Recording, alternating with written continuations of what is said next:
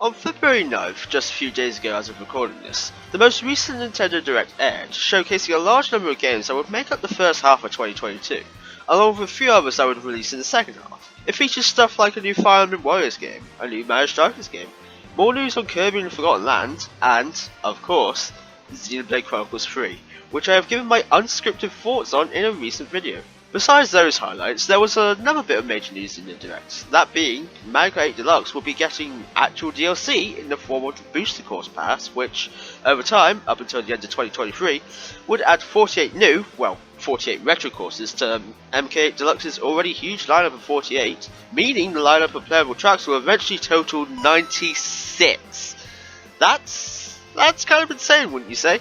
Makes me glad I never really finished a certain video I had planned where I talk about if there was a Nintendo Kart, because I mentioned bringing back a ton of old tracks.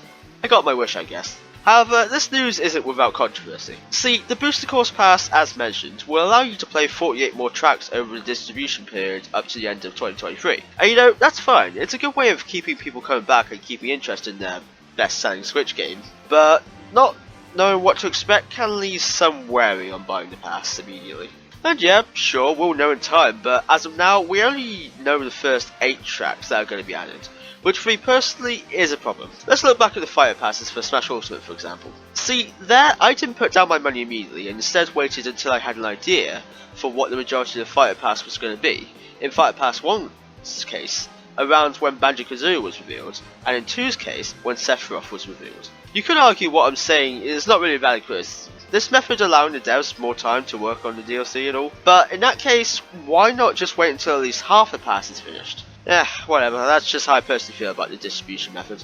The second point of controversy comes from how the tracks looked in the showcase. There's a very easy joke I can make here, but that's way too low hanging fruit for me. But nonetheless, the look of the tracks shown off seemed to lack the visual polish of Mario Kart 8. Don't understand what I mean? Well, just take a look at Mario Kart Stadium, the first track in the Mushroom Cup, besides the returning Toad Circuit from Mario Kart 7's Mushroom Cup.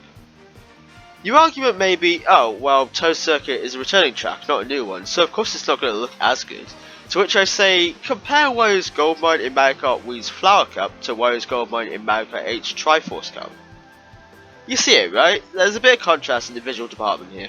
The tracks in the past so far don't look like they belong in Mario Kart 8, instead looking like they were just straight ported from a mobile game, which, considering we know that some of the returning tracks are going to be from Mario Kart Tour, that does make a little more sense, but only for those tracks, not the rest of them.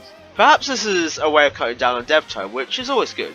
Crunch will forever be an awful practice after all, and I'm sure there isn't any of that, but in an ironic twist, this pass feels rushed. It's probably not fair to put all of our eggs in one basket yet, but with how close we are to the first level courses being distributed, my opinion is weighted. However, I won't lie and say that I'm not excited because it's new Mario Kart content. Sure, it's no Mario Kart 9 or even Nintendo Kart, but MK8 Deluxe is my favourite Mario Kart after all, so the more content I have to play for that, the better really. And because I think this will be fun to talk about, and because it's a sort of leftover from that vid I was working on about a possible Nintendo Kart, I would like to just go over some retro tracks I would love to see in this pass. Don't worry, I'm not about to go over what I'd like to see in all the remaining 40 track slots, I'm only going to talk about a few. So, with that said, first, Waluigi Coliseum from Mario Kart Double Dash. This, I don't understand why this track hasn't come back yet, because from what I know, it's a fan favourite, and with Mario Kart 8 introducing anti-grav track design, there's a lot that can be done with Waluigi Coliseum with twisty and upside down track design. Seems like a no-brainer really. Second, Airship Fortress from Mario Kart DS. Like Waluigi Coliseum, it's a mystery to me why this one hasn't returned yet either, because, again, it happens to be a fan favourite track. Redesign wise, you could possibly make the atmosphere more chaotic and have the ending spiral tower be an anti-grav with you driving on the walls. Anything to hear a banging remix of the already amazing Airship Fortress piece. Third, Maple Treeway from Mario Kart Wii. With the premise of the track being you racing along tree trunks and such, anti-gravity could easily be implemented here, with the trunks twisting upwards and around and such. Plus, assuming the art style shown in the trailer doesn't stick, I want to see this course in wondrous Mario Kart 8 HD.